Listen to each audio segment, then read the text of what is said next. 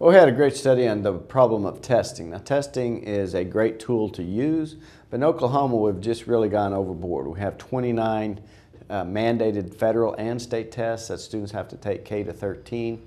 And a lot of times, really, these tests really are not revealing what we need to know. They are not helping the teachers. They're certainly not helping the students, and especially those students that may have to take tests 2, 3, 4, 5 times.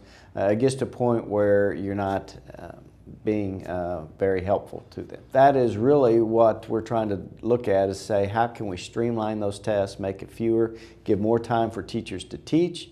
That allows students to learn more, and then when we do take tests, we do much better, knock the top off of it, because we're not testing every student every year.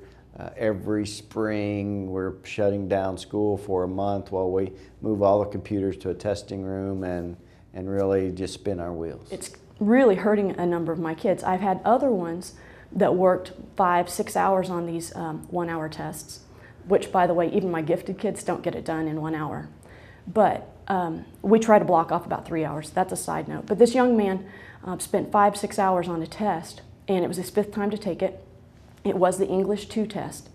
The young man had already passed his maths, and he had tried so hard on these English 2 that when he finished the test and found out he didn't pass it, he dropped his head, was wringing his hands, walked out of the testing room, walked out of the school, and hasn't darkened the door since. Teachers can't necessarily go on with their lessons while half of their class or a third of their class are out testing, retaking, or whatever.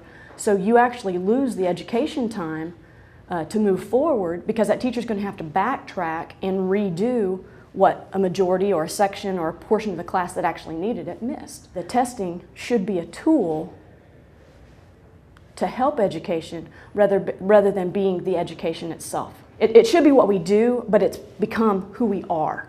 And when it's become who we are, then a kid marks their success or failure by a 4-hour test, a 3-hour test.